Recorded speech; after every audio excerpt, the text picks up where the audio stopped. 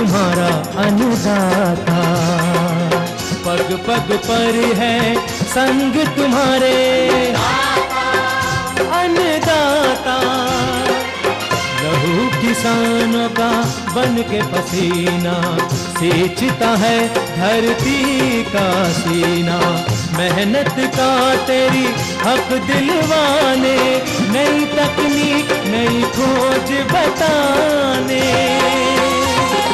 पशुधन को गुणवान बनाना, पौध सुरक्षा को सिखलाना, खेती के सब गुर समझाने, भारत का सरताज बनाने। आठों पहर है संग तुम्हारे अन्नदाता, अन्नदाता। नमस्कार, मैं नूतन शेखावत आप सभी दर्शकों का अन्नदाता कार्यक्रम में स्वागत करती हूं।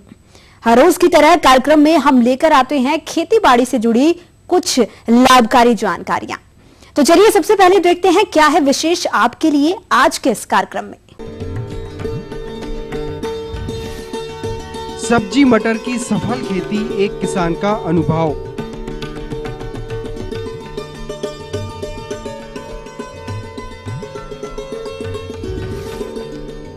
वैज्ञानिक विधि से रजनीगंधा की खेती।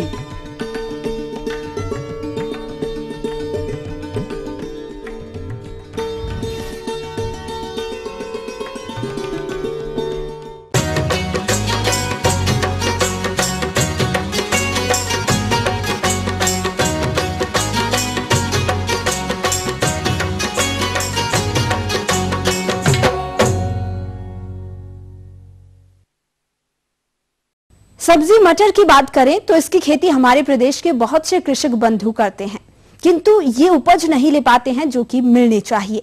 यदि इसके कारणों पर गौर करें तो पाएंगे कि किसान भाइयों द्वारा इसकी खेती में उन्नत प्रजातियों के चयन से लेकर फली की तुड़ाई तक किए जाने वाले कुशल प्रबंधनों को न करना है।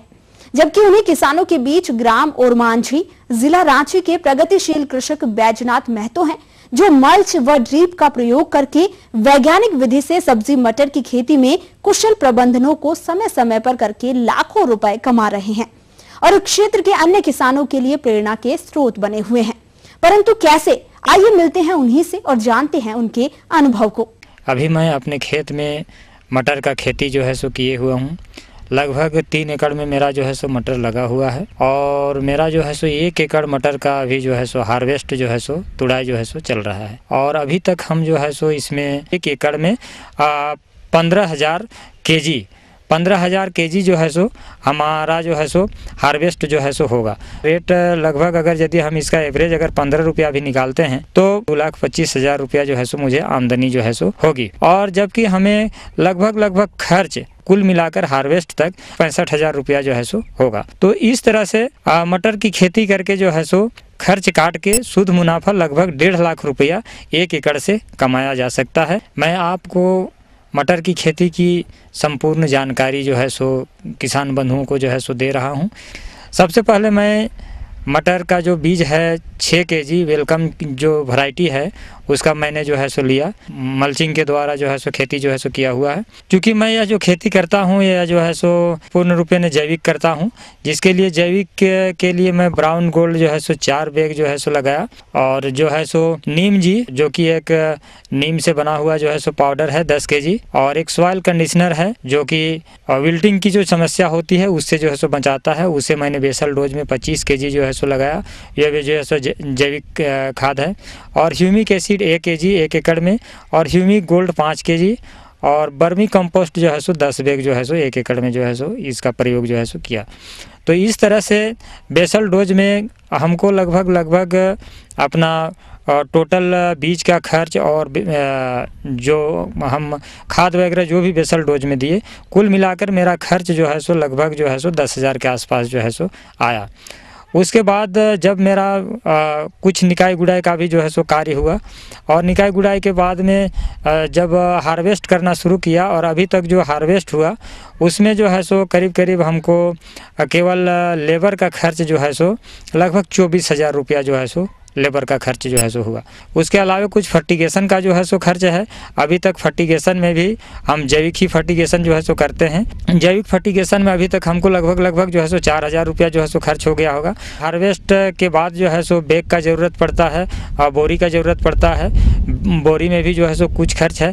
जो हम 8 हार्वेस्ट ले चुके हैं उसमें लगभग हमें ट्रांसपोर्टेशन खर्च जो है सो लगभग 8000 रुपया जो है सो हो गया है। 1 एकड़ में 15000 केजी जो है सो हमारा जो है सो हार्वेस्ट जो है सो होगा। रेट लगभग अगर यदि हम इसका एवरेज अगर 15 रुपया भी निकालते हैं तो ये मुझे पूरा विश्वास है कि लगभग 1 एकड़ में 2,25,000 रुपया जो है सो मुझे आमदनी जो है सो होगी। और खर्च कुल मिलाकर हार्वेस्ट तक लगभग जो है सो 65,000 रुपया जो है सो होगा। तो इस तरह से मटर की खेती करके जो है सो खर्च काट के शुद्ध मुनाफा लगभग 1.5 लाख रुपया 1 एकड़ से कमाया जा सकता है।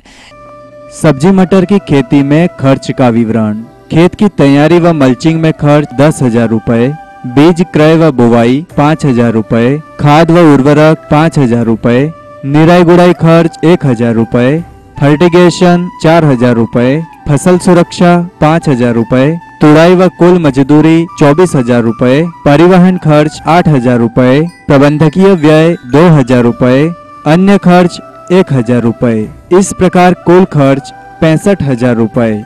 मटर की खेती में आय व्यय का विवरण। कुल आय 2,25,000 रुपए, कुल व्यय 65,000 रुपए।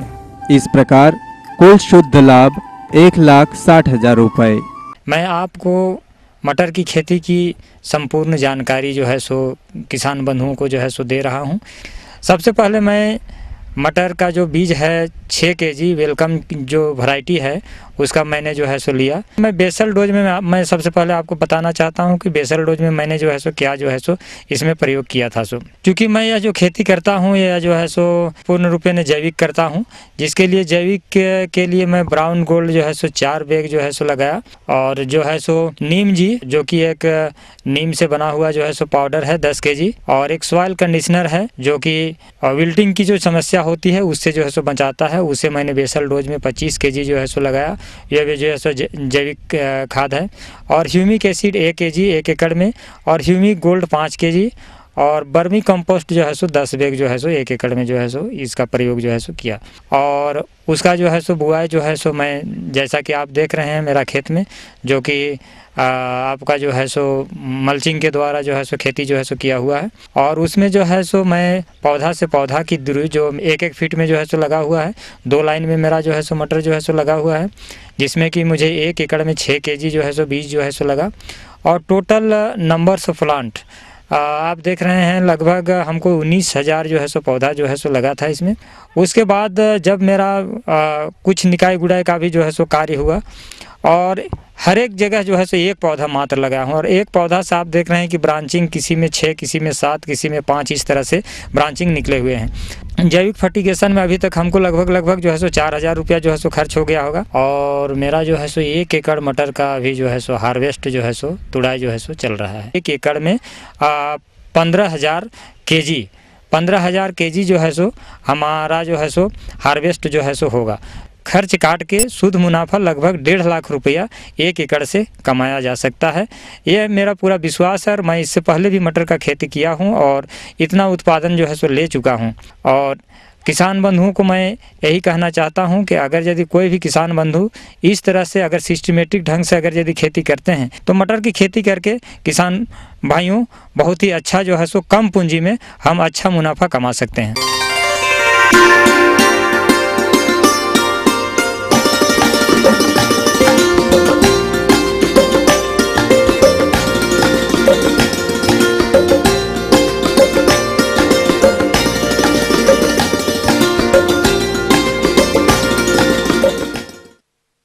मनमोहक सुगंधित फूलों में रजनीगंधा फूल की खेती साज सज्जा और उपहार देने के लिए की जाती है। साथ ही साथ इसमें निकाला गया सुगंधित तेल भी काफी कीमती होता है। इसलिए अपने प्रदेश के कुछ किसान भाई इसकी खेती व्यावसायिक दृष्टिकोण से करके अच्छा लाभ ले रहे हैं। अतः किसान भाइयों, यदि आप रजनीगंधा फूल की खेती करना चाहते हैं तो कौन कौन से आवश्यक बिंदुओं पर ध्यान देना है, इसकी जानकारी के लिए देखिए हमारी ये खास प्रस्तुति।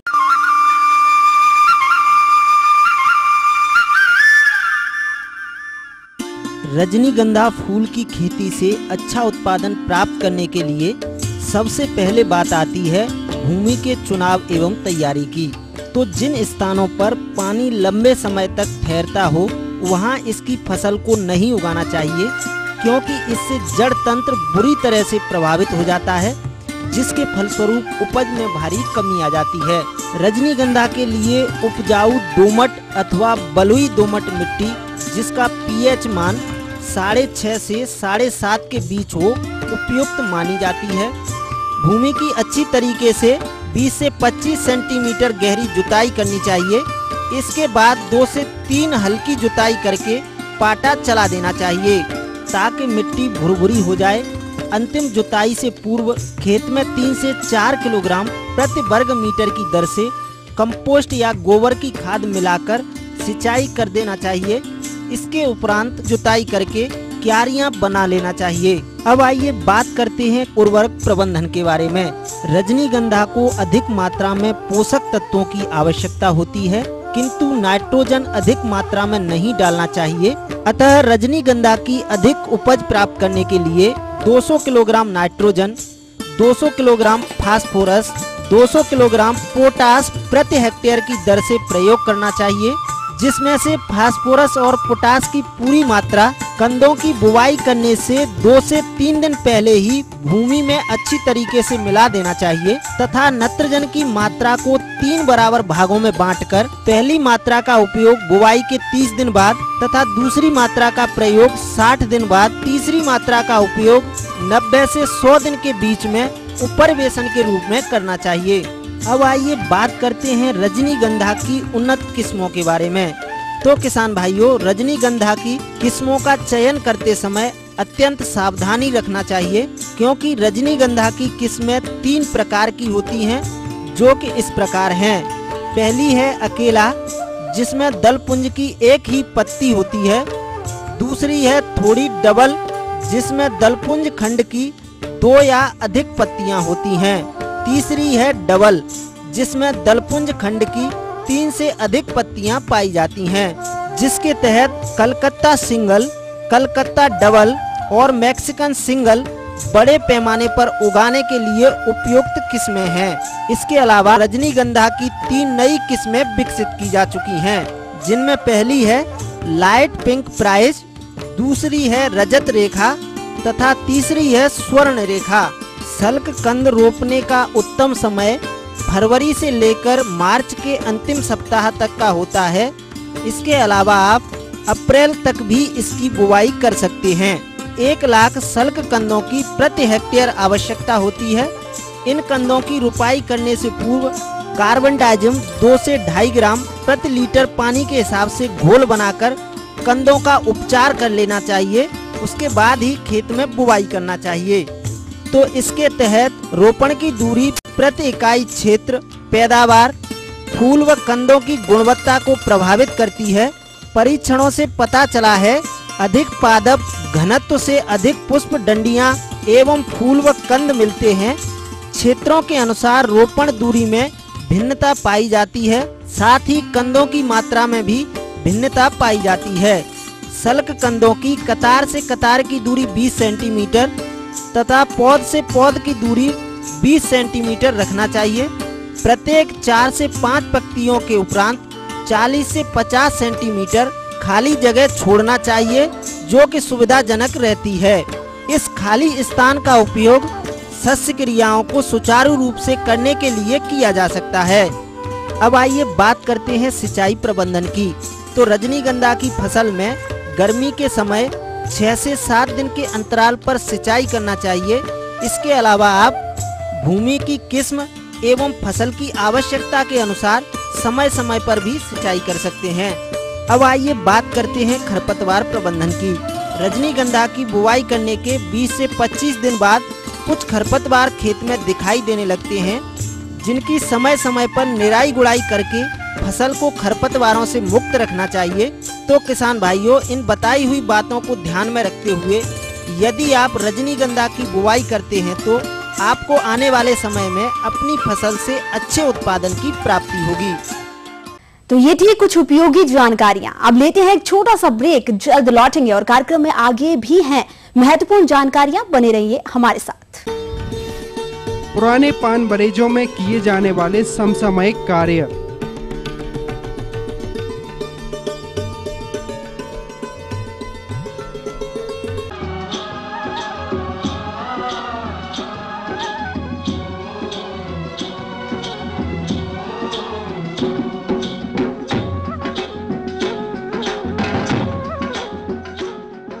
ब्रेक के बाद आप सभी दर्शकों का अन्नदाता कार्यक्रम में स्वागत है। बढ़ते हैं अगली प्रस्तुति की ओर।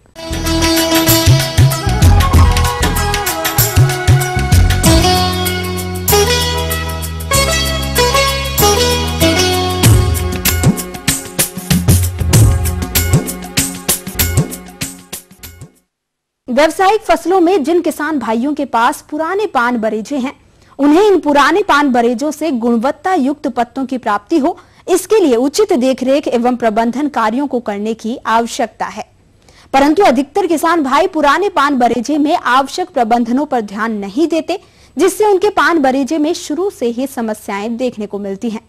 अतः किसान भाइयों कैसे करें पुराने पान बरेजे का प्रबंधन, इस हेतु जानकारी के लिए आज हमारे बीच उपस्थित हैं एक खास विशेषज्ञ। किसान भाइयों, मैं आपको बता दूं कि आप पुराने बरेजे से कटिंग लेते हैं और अपना नया बरेजा स्थापित करते हैं। तो कटिंग लेने के बाद जब आप कटिंग लेते हैं तो आपकी जो पुरानी पान बेल है पुराने बरेजे की, उसमें घाव हो जाते हैं जहां से आप कटिंग तोड़ते हैं। उसके से बचने के लिए आवश्यक है कि आप कोई भी ताम्रयुक्त फफूंदीनाशक दवा का छिड़काव करें, जो कि और सबसे अच्छा जो पाया गया है पान पे असरकारक वो है कॉपर ऑक्सीक्लोराइड।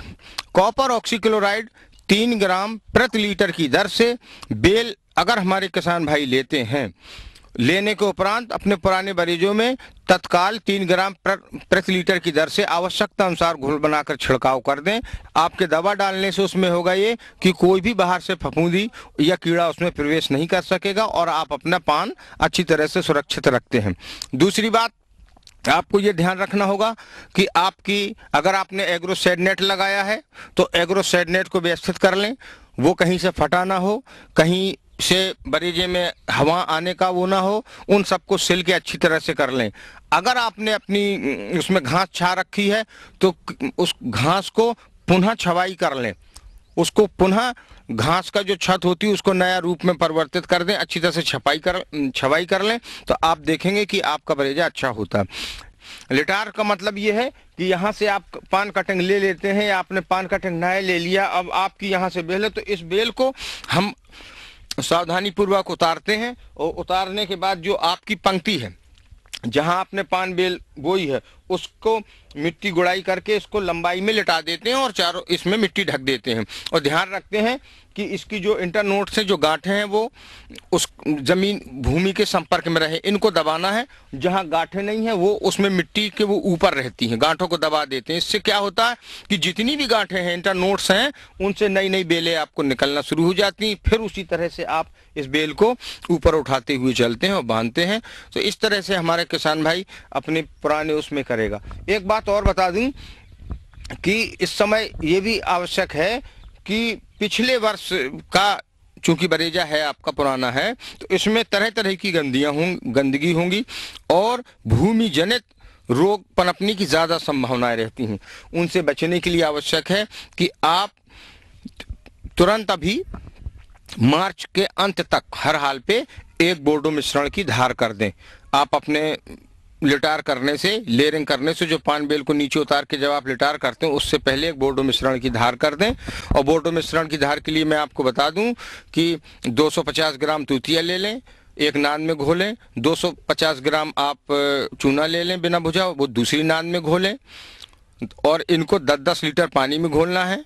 जब ये घोल आपके तैयार हो जाए तो तीसरी नाद में इसको मिला दें तो ये आपका 20 लीटर घोल तैयार है। इसको बोर्डो मिश्रण कहते हैं। इसमें 80 लीटर पानी और मिला दें और इसकी 1000 ml दवाओं को भर के आप इनमें इनकी जो पंक्तियां हैं इसमें धार कर दें।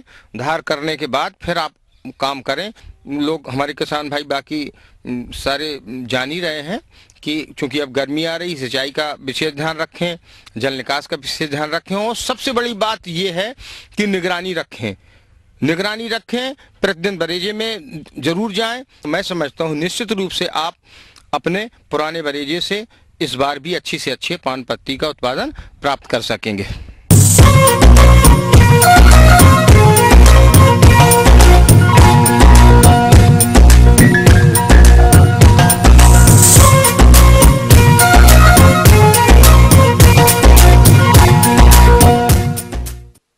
बकरी पालन प्रदेश के छोटे एवं मंझोले किसान दूध उत्पादन के लिए करते हैं, लेकिन इन बकरियों में कई प्रकार की समस्याएं आती रहती हैं।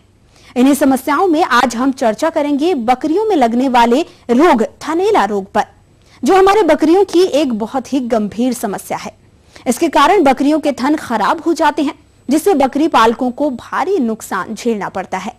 अतः बकरी पालक थनैला रोग से अपने बकरियों को कैसे बचाएं, इस बारे में जानकारी दे रहे हैं हमारे विषय विशेषज्ञ। जो पशुपालक भाई ने पूछा है कि उनके बकरियों में थनैला किस प्रकार होता है। इस बीमारी में प्रभावित पशु के थनों में सूजन आती है, थन बड़े और लाल हो जाते हैं, थन से सूजन ऊपर की तरफ एन की तरफ बढ़ती है। यह मुख्यतः स्ट्रेप्टोकोकस, स्टेफाइलोकोकस ई कोलाई नाम के बैक्टीरिया से होता है। कुछ केसेज में फंगल मेस्टाइटिस यानी कवक जनित मेस्टाइटिस भी देखी गई है। इसके अलावा क्लाइमाइडियल मेस्टाइटिस भी हो सकती है, क्लाइमाइडिया से होता है। वायरल मेस्टाइटिस भी खूब देखी जाती है। मेस्टाइटिस का कारण कोई भी हो, थनों में सूजन आती है, थन लाल पड़ जाते हैं। सूजन यदि सही समय पर इलाज न करवाया जाए तो अंत में फाइब्रोसिस यानी जो दूध बनाने वाली नलियां हैं, लैक्टोजेनिक ग्लैंड्स हैं, जो उनमें अंत में वो फाइबर द्वारा रिप्लेस कर दी जाती है, यानी उनकी जगह दूध ना उत्पादन करने वाले फाइबर्स बन जाते हैं और बकरी दूध देना बंद कर देती है। इस रोग में पशु को बुखार भी हो सकता है, पशु चारा खाना बंद कर सकता है। दूध की जगह पर छिछड़े आते हैं। पहले दूध गाढ़ा होता है, उसके बाद छिछड़े आने शुरू होते हैं, छिछड़ों का आकार बढ़ता जाता है। अंत में प्रभावित पशु के थनों से सिर्फ पानी निकलता है, धीरे धीरे पानी निकलना भी बंद हो जाता है और अंत में एंड में फाइब्रोसिस हो जाती है, थन पत्थर जैसा कठोर हो जाता है। उस बीमारी में अधिकतर औषधियाँ निष्प्रभावी हो जाती है। इस रोग के होने पर शुरुआत में ही यदि 1-2 दिन शुरू होने में तुरंत इलाज शुरू करवा दिया जाए तो पशु बड़े आराम से ठीक हो सकते हैं तथा पशुपालक आर्थिक हानि से बच सकते हैं। मैं पशुपालक भाइयों को अवगत कराना चाहूँगा कि थनैला पशुओं का अत्यंत घातक रोग है। पशु दूध के लिए मुख्यतः रखे जाते हैं, मांस के लिए रखे जाते हैं। यदि थनैला हो जाएगा बकरियों में तो उसके बच्चों को दूध नहीं मिलेगा, कम मिलेगा, बच्चों में मृत्यु दर बढ़ जाएगी, बकरी पालन अलाभदायक, गैर लाभदायक हो जाएगा। तो इस बीमारी के लक्षण पशुपालक भाई यदि देखें तो तुरंत निकटतम पशु चिकित्सालय पर संपर्क करें, जहां पशु चिकित्सक की सलाह से लेटेस्ट एंटीबायोटिक औषधियों, प्रदाह रोगी औषधियों, एंटीहिस्टामिनिक औषधियों इत्यादि का नियमित रूप से प्रयोग करके, और थनों के अंदर भी दवाएं डाली जाती हैं सूजन कम करने के लिए, इन्फेक्शन करने, उनका नियमित रूप से 4-5 दिन इलाज होता है और उसके बाद पशु पूर्ण रूप से स्वस्थ हो जाता है और थनैला रोग दूर हो जाता है। औषधियाँ जो है सिर्फ प्रशिक्षित पशु चिकित्सक की सलाह से ही दी जानी चाहिए, अन्यथा फायदा की जगह नुकसान भी हो सकता है। थनैला रोग से बचाव के लिए जैसा कि कहा गया है कि बचाव ही सर्वोत्तम उपचार है। इससे बचाव के लिए हमें थनों को स्वच्छ रखना चाहिए, पशु को सूखे साफ सुथरे स्थान पर रखना चाहिए। पशु यदि कीचड़ भरी जगहों पर रहेगा, गंदी जगहों पर रहेगा तो थन के छेद से इन्फेक्शन अंदर जाता है, वही अंत में थनैला का कारण बनता है। तो हमें वो सब उपाय अपनाने हैं जिनसे कि थनों में अंदर इन्फेक्शन ना जाए, और धोने के बाद एंटीसेप्टिक सॉल्यूशन से थनों को धो देना चाहिए। इस प्रकार पशुपालक यदि हमारी बताई गई बातों पर ध्यान देंगे तो थनैला रोग से उनकी बकरियां मुक्त रहेंगी तथा पशुपालक अच्छा लाभ प्राप्त कर सकेंगे।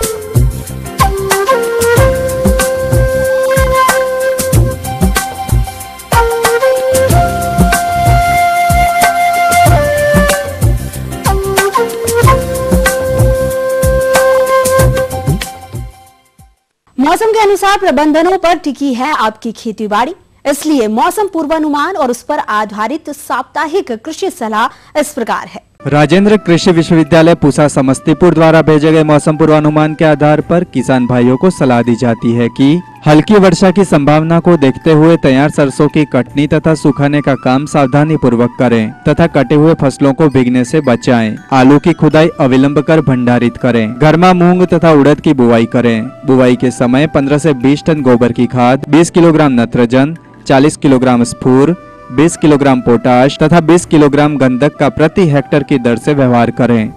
मूंग के लिए पूषा विशाल, सम्राट, SML 668, HUM 16 एवं सोना तथा उड़द के लिए Pant U 16, Pant U 31, type 6 एवं उत्तरा किस्में बुवाई के लिए अनुशंसित है। बुवाई के पहले बीजों की राइजोबियम कल्चर से उपचारित कर लें। बीज दर 16 से 20 किलोग्राम मूंग तथा उड़द के लिए 20 से 25 किलोग्राम प्रति हेक्टेयर रखें। गर्मा मौसम की सब्जियों जैसे भिंडी, कद्दू, कदीमा, करेला, खीरा एवं नेनुआ आदि की बुवाई अविलंब करें। भिंडी के लिए परभनी क्रांति, अर्का अभय, अर्का अनामिका, वर्षा उपहार, KS 312, लौकी के लिए राजेंद्र चमत्कार, Pusa summer prolific long, Pusa summer prolific round.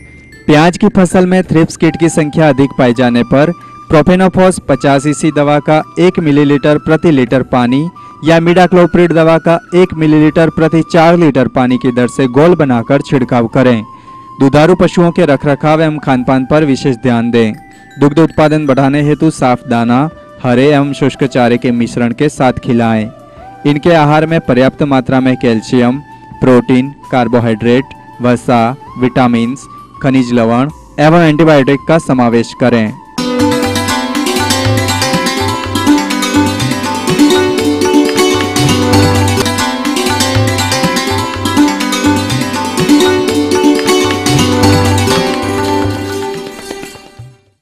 अन्नदाता हेल्पलाइन निशुल्क फोन संपर्क सेवा के माध्यम से आपके द्वारा पूछे गए प्रश्नों में से 1 या 2 महत्वपूर्ण प्रश्नों को हम अपने कार्यक्रम में शामिल करते हैं। इसी के तहत आज का चयनित प्रश्न और उसका जवाब इस प्रकार है। जिला मधुबनी के कृषक अखिलेश कुमार जी, आप अन्नदाता निशुल्क फोन संपर्क सेवा के माध्यम से उड़द की उन्नत किस्मों के बारे में जानकारी चाहते हैं। तो अखिलेश जी, आपकी जानकारी हेतु प्रस्तुत है कार्यक्रम का यह अंश। तो उड़द की किस्मों में टाइप 9 बहुत अच्छी वैरायटी है, पुरानी वैरायटी है, लेकिन अभी भी इसकी पैदावार 10 से 12 कुंटल प्रति हेक्टेयर हो जाती है। दूसरी जो किस्म है उड़द की वो उत्तरा है। उत्तरा की बुआई किसान भाई इस महीने में कर सकते हैं। जो किस्म है पंत उड़द 19 और पंत उड़द 31, दोनों पंतनगरी किस्में हैं और दोनों किस्में 75 से 80 दिन पकने में लेती हैं। दोनों किस्में अच्छी हैं। उड़द की या कोई भी दाल की फसल के लिए खेत में अधिक नाइट्रोजन का होना जरूरी नहीं है, लेकिन बुआई से पहले लगभग 1 हेक्टेयर या 2.5 एकड़ ज़मीन में 20 किलोग्राम नाइट्रोजन और 45 किलोग्राम फास्फोरस और 20 किलोग्राम पोटाश अंतिम जुताई से पहले खेत में मिला दें और पाटा लगाकर समतल कर लें। इसके अलावा किसान भाई बीज बोने से पहले कैप्टान 2.5 ग्राम कैप्टान की दवा 1 किलोग्राम बीज के हिसाब से लेकर उसको बीज उपचारित कर लें, जिससे जड़ से लगने वाली बीमारी, मिट्टी से लगने वाली बीमारी पौधों को न आए। किसान भाई 30 से लेकर 45 सेंटीमीटर की दूरी पंक्ति से पंक्ति के बीच में रखें। पौधे से पौधे के बीच में 10 सेंटीमीटर की दूरी रखकर बुआई करें। अब ये उम्मीद करते हैं कि आज का कार्यक्रम आप सभी दर्शकों के लिए उपयोगी रहा होगा। किसान भाइयों, अन्नदाता आपकी सेवा के लिए संकल्परत है। कृषि संबंधित समस्या एवं सुझावों के लिए आप हमें इस पते पर संपर्क कर सकते हैं। प्रोड्यूसर अन्नदाता ATV Bihar Jharkhand, Ramoji film city, Hyderabad 501512। साथ ही आप हमें ईमेल भी कर सकते हैं। हमारी ईमेल ID है annadatabihar@etv.co.in। इसके अतिरिक्त आप हमें निशुल्क हेल्पलाइन नंबर 1800-425-4085 पर दोपहर 2 से 3 बजे के बीच संपर्क कर सकते हैं। फिलहाल अन्नदाता की पूरी टीम को दीजिए इजाजत। कल फिर इसी समय आपसे मुलाकात होगी कृषि संबंधित कुछ और रोचक जानकारियों के साथ। नमस्कार।